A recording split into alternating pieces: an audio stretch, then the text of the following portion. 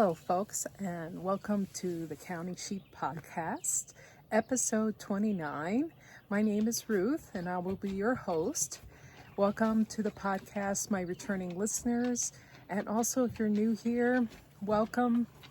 I hope you find something that kind of clicks with you. My podcast is about the fiber arts, mostly crocheting and knitting, also some spinning, and also any kind of shenanigans I get up to here in and around our Vermont sheep farm. I live here with my husband. This is my backyard, and today is quite a warm day. I'm not gonna lie. I was really wondering if I should have come outside today, only because I don't want to kind of melt into a puddle in front of your eyes. It is about 86, 87 degrees here in Vermont, which I think translates to about 30 degrees Celsius. It's not only warm, it's also humid. The warmth is not so bad, but the humidity makes it uncomfortable and sticky. So fingers crossed, it doesn't seem so bad out here right now, and if I don't move too much, I won't break a sweat. But anyway, so we don't get many days like this in Vermont, but when we do, we kind of hunker down and try to stay cool and hydrated, which is kind of the best advice there is. But anyway, I'm here to share what I've been up to for the last 2 weeks in terms of my making. So I'm gonna get right into it.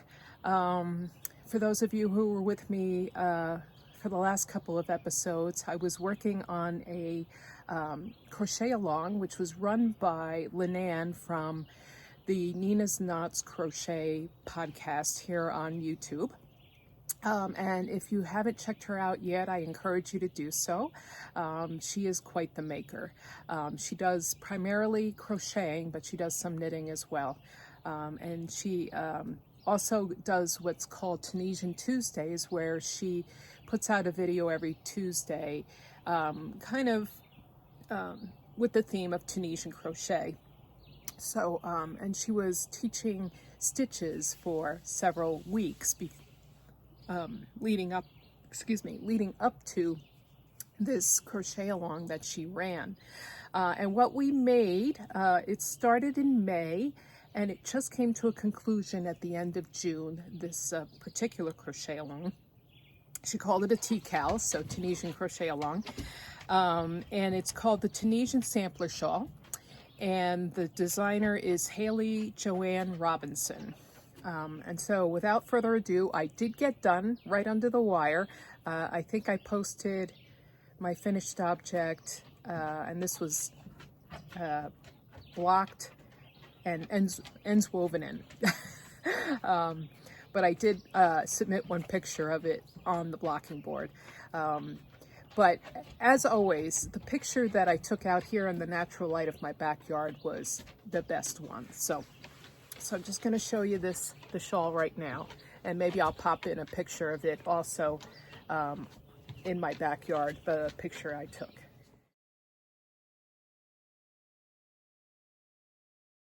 So I'm going to back up a little bit. This thing is massive.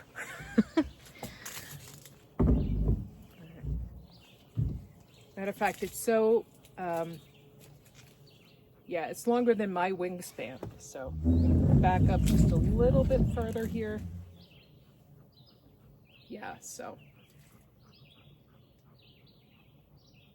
it's just beautiful. It's like a schlanket, and it's got a lot of nice drape to it.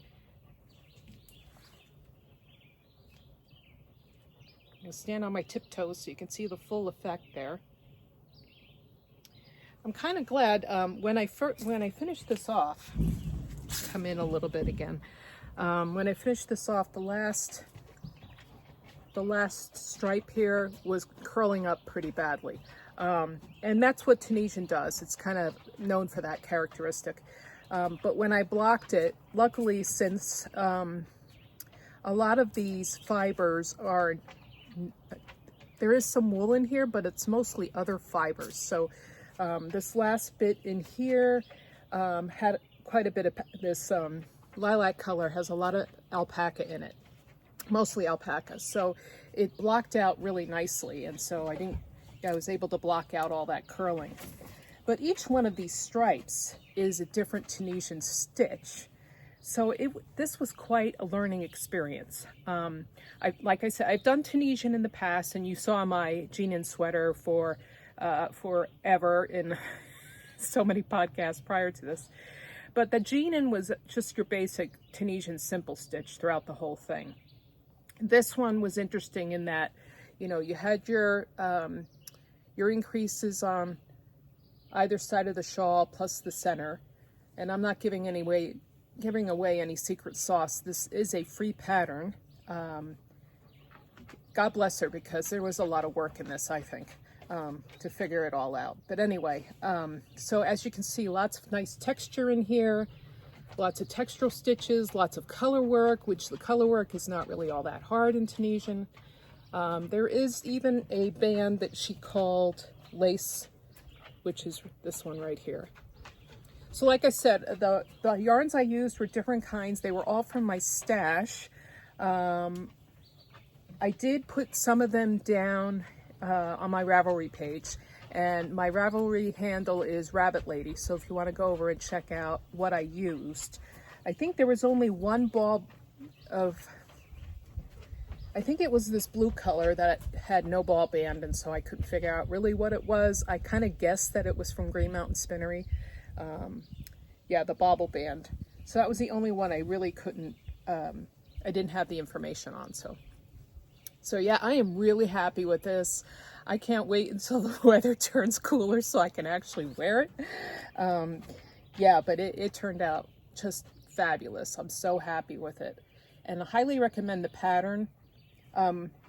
Just a caveat, there is a lot of counting to it. You should count every single one of your rows, otherwise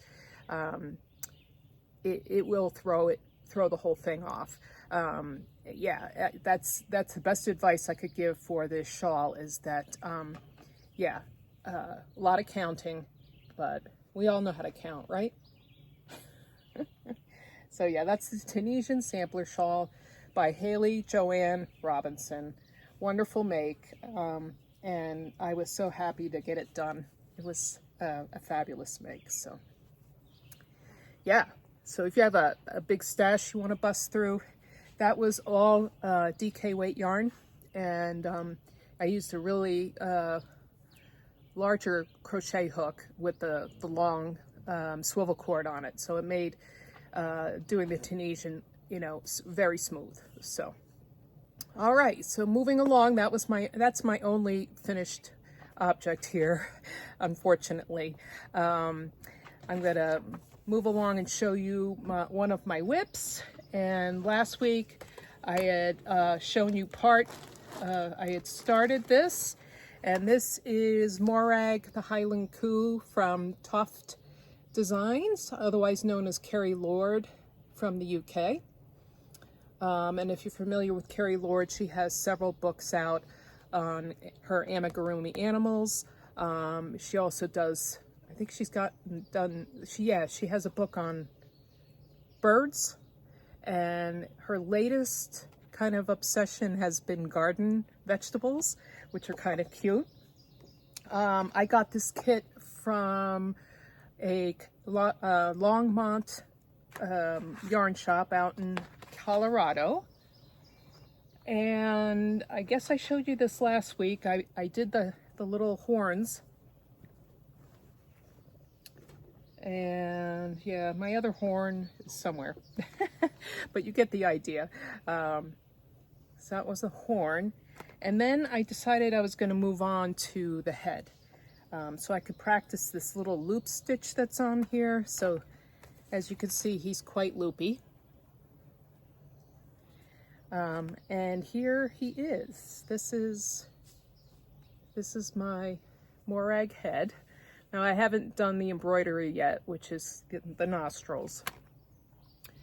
But yeah, he gets ears as well, the forelegs and the body, and also a tail. So there is quite a bit of work to him. I finally got this loop stitch down, which after a while you just get into a rhythm with it, and once you learn it and you do it a couple of times, I had practiced on some other yarn first, just so I could get my tension down and how long I wanted the loops to be. But yeah, it's nothing to be scared of, or don't let it put you off. It is quite cute. So yeah, just some moderate progress on this whip. I am using the kit yarn, which is Toff DK, and the cream color is oatmeal, and the tannish color is camel. So yeah, and it's 100% wool, made in the UK. And I just have my embroidery. She gives you enough of the dark, dyed yarn to do the embroidery, so on the nose. All right, so that is my first work in progress. The next work in progress I have for crochet is a kind of a consignment, or not a consignment, but I'm doing it for someone else, or actually for a shop. And this is another shawl. It is summer, so the sweaters have kind of gone away. But this caught my eye. I really love any kind of pattern that is nature inspired. And this one is called Lady of Lorien, and it's by Justine Wally. So that's the picture there. As you can see, in the middle, there's a nice leaf motif going up the center. And this shawl is actually done in a DK weight yarn, and I saw a nice yarn, but it was fingering weight. And so I just decided to go with the fingering weight. I think sometimes having a lighter shawl, especially since I just got done with this heavier shawl, was kind of more to my liking at the time. So I'm making this out of Studio Donegal Darny. This is a fingering weight yarn, and it is 100% lamb's wool. And I don't know if the camera can pick it up, but there is some nice tweedy flecks in this yarn. It's a nice, leaf color, in keeping with the leaf theme. This is shade number 8801.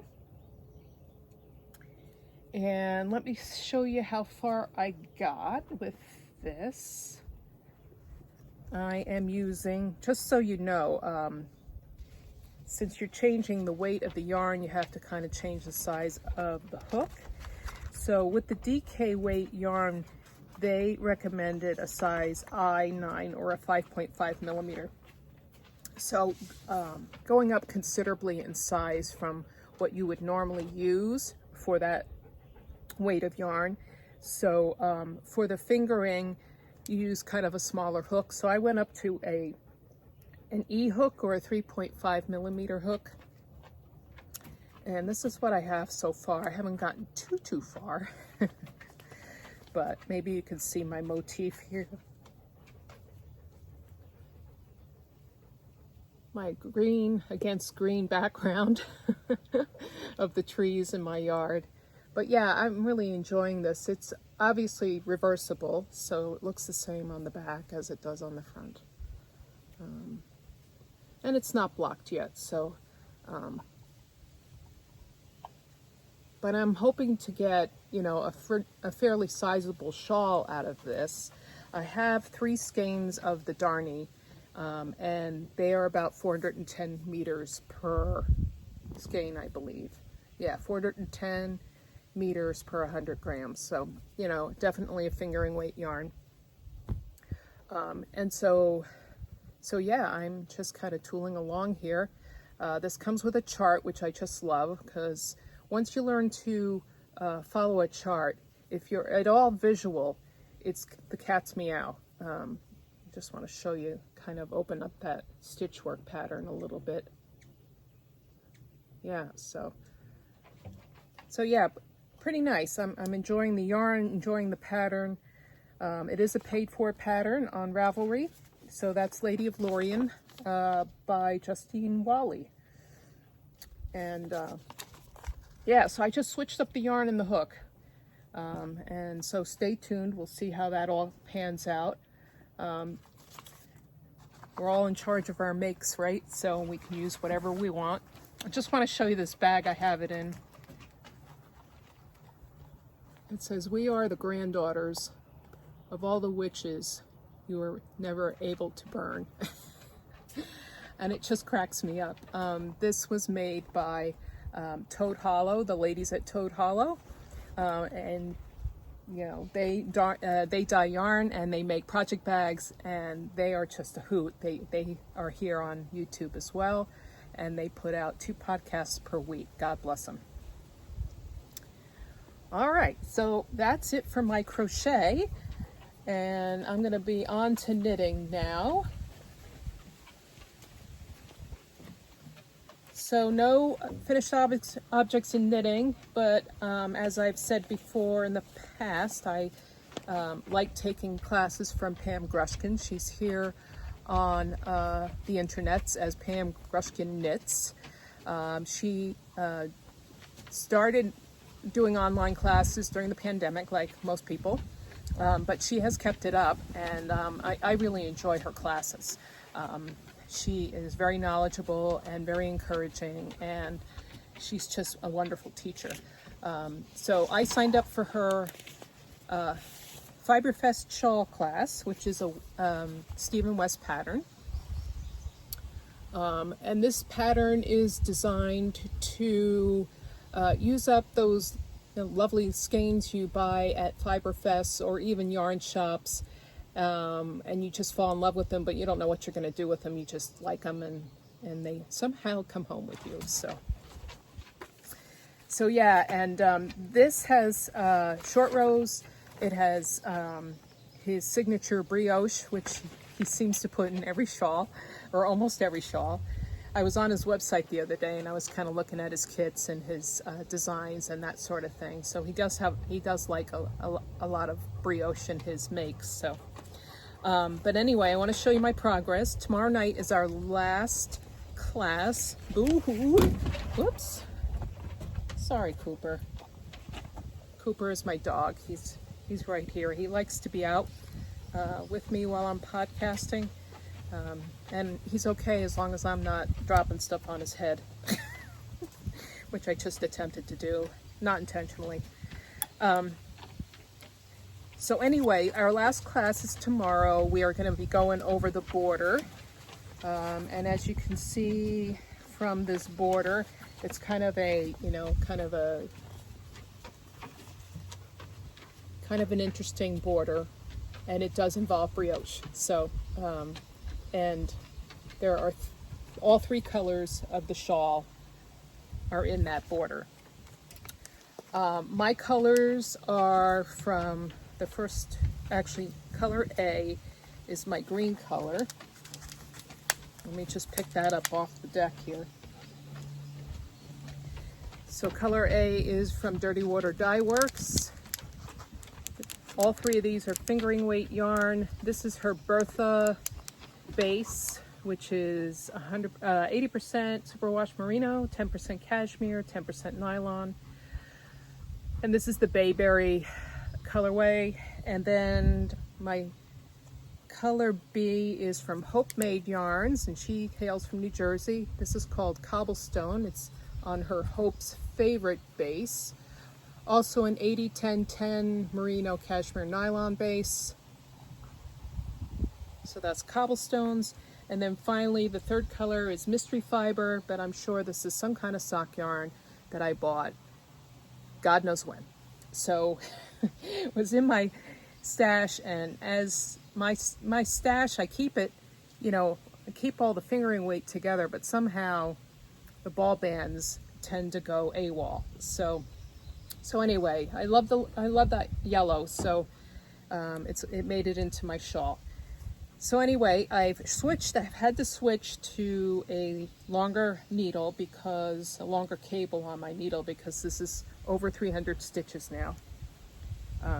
So here it is. Now, this is not blocked, of course.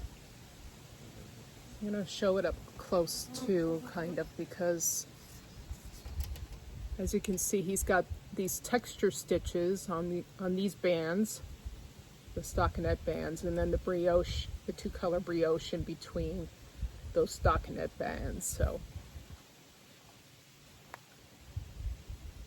and then of course the yellow peeks through on the back much more. It's much more dominant on the back, but the yellow will come out to play in the border.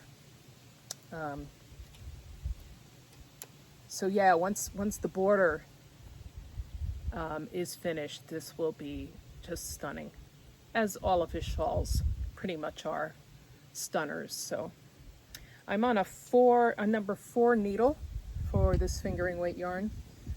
I'm not really sure if I've met gauge or not, because I don't kind of measure gauge when I'm doing shawls. I kind of go by how the fabric feels when I'm first starting out, like down here in this garter stitch part was the beginning. And if I like how the fiber feels on those needles, then I just stick with it. So yeah, so lots of fun, lots of knitting, but that's what we're here for, right? Yeah, really nice. You can see I did put a couple of lifelines in.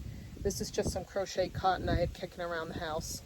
And I put it in right before the second and third brioche bands. Just because, we were getting up, the stitch count was getting higher and higher, and I just didn't want to have to rip the whole thing out if I screwed it up. So yeah, there you go, the Fiberfest shawl by Stephen West. And yeah, not for the faint of heart for sure, but a fun knit nonetheless. So yeah, so I'm just going to put this back on here. My little stitch stopper thing from Addie has a nice little spring mechanism in it, and you just put your needle, you squeeze it, put your needles through, and then it holds that in place. So all right, so that is one whip. I have a trip coming up, which I will talk about shortly, and I was kind of thinking about today about taking what my make will be to take on my trip, because with luggage being what it is, my husband and I usually do the carry-on thing, and we travel light, and so not a lot of room to bring a whole lot of projects or big projects. And also it's my vacation, so I don't want to have anything taxing, really. I just want something simple, something to keep my hands busy. So and I always have 1 or 2 pairs of socks on the go, so I thought I'd share these with you really quickly. This is the first pair, and this is not a pattern at all. It's just kind of a vanilla sock, kind of cast on 64 stitches, knit until you like the length, and then I did a shadow wrap heel. So I started from the top. I do mine 2 at a time on a long circular needle, because I do suffer from second sock syndrome. So here's the top. So these are kind of shorties. And then here are the heels in the back. And now I'm on the foot. So this is a self-striping yarn by Woolens and Nosh. It's 90% Targhee and 10% nylon. And the colorway is Love That Journey for me.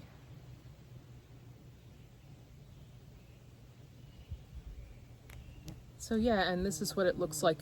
She, her sock combinations, she gives you the contrasting color, and then also these, I divided up I divide the skein up into 2 balls so that I can work off the 2 balls while at the same time. So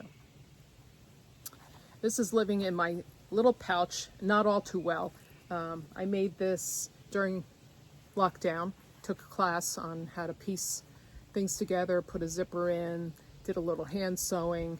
So I love this little pouch, although it doesn't quite fit a pair of socks. So that's my one pair of socks, my first pair of socks. And then there's another pair of socks. I did not make this bag, but I love it. It's the Starry Night print from Vincent van Gogh. I bought this from a maker just local to me. And these are the traditional Gansey socks, which are toe up. I do like a toe up sock, just to change things up a little bit. I haven't gotten too far with this, but I want to share that wool, this fiber that you might remember from one of my cardigans. I'm making these socks out of sauna from Wool Dreamers, which is a 50-50 wool cotton blend, and this is in the Notes colorway. So this is the yarn, and this is what this looks like so far.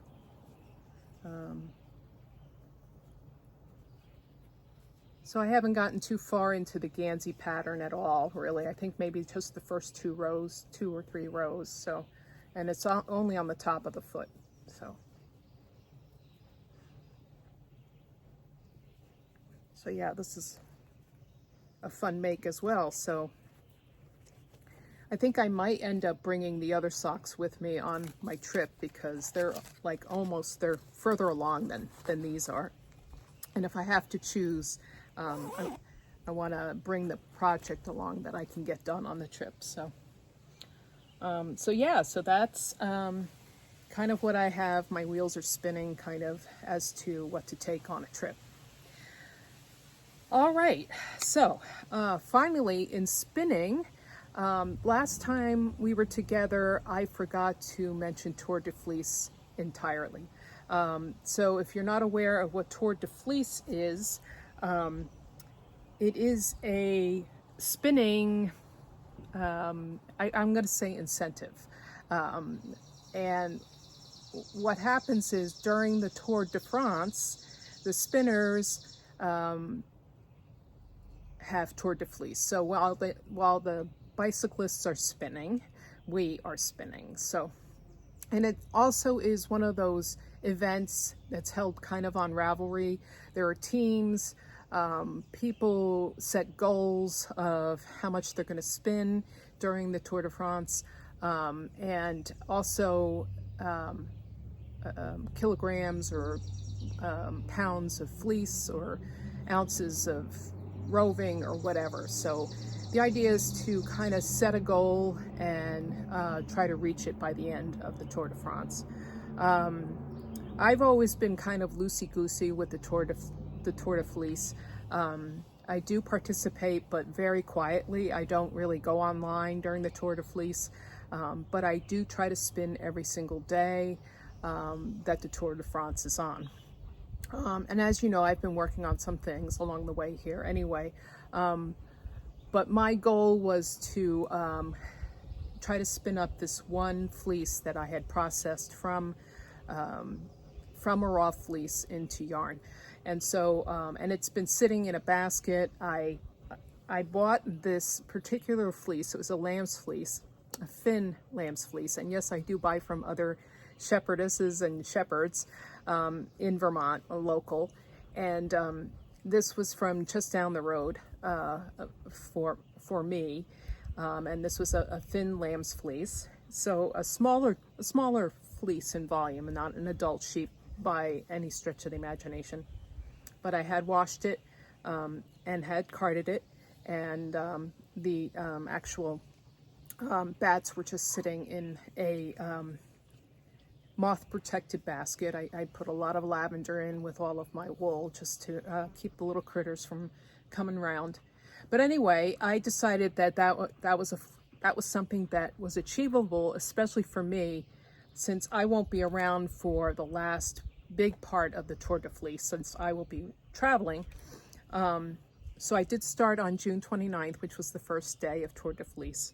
And this is the fin that I've gotten so far. So this is a woolen spun, meaning there's a lot of air that I put into this, so a lighter weight yarn.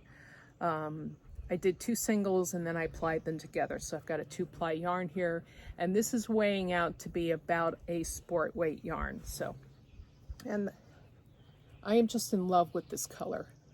I mean, I have a Shetland fin cross out there in the field that is this color, and I adore, actually no, she's Shetland, sorry, I lied. I have a full-blooded Shetland who is this color. Yeah, so there's that, and then I have 2 little skeins. Sometimes things just kind of break in the process, you know, right at the end, usually. And so I just have these 2 little skeins of yarn here.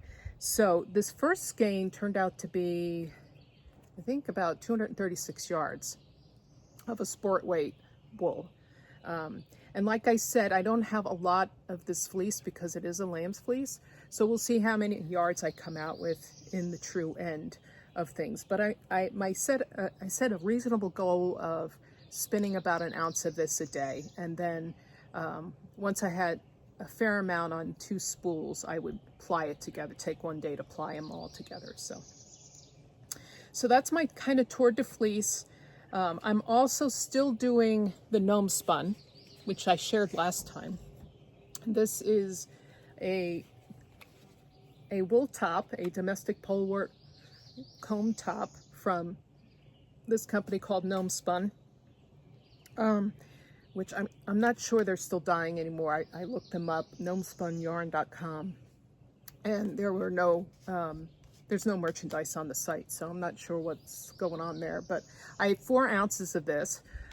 This is 2 ounces I have in my hand here that I've divided up. And the other 2 ounces I have spun up on my e-spinner, my Ashford e-spinner. And yeah, I'm very happy with that. It's bright, it's cheerful, it makes your day. The lovely colors there. So yeah, I'm going to do 2-ply with this. So there's 2 ounces on here, 2 ounces here, which I'll do on another bobbin, and then I will ply those 2 together, and we'll see what comes out of that. I'm just enjoying the process right now of spinning and really having a good time with it. So yeah. So that's my Tour de Fleece. And like I alluded to, kind of moving into shenanigans now. I won't be around for the latter half of Tour de Fleece because I am going to the Shetland Islands with my husband. We are leaving less than a week, and I am so excited. It's been a bucket list type of place to go for us.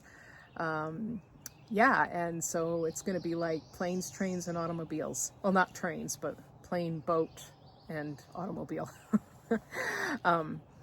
Yeah, so yeah, we'll be flying into the UK and then taking a overnight ferry out of Aberdeen up to the Shetland Islands. And they're way up there, so it'll be fun. I would like to maybe put up a few vloggy type things on my channel here. So I'm hoping, fingers crossed, that I'm able to. I'm not sure how the internet is going to be once I get there. But if it's good to go, then that's what I will try to do, and take you along with me as I'm touring the Shetland Islands and all the woolly goodness they have to offer, as well as the scenery and the wildlife. So yeah, so I think that's going to be it for me for this time around. Until I see you, it will be probably in 3 weeks, since I will be away.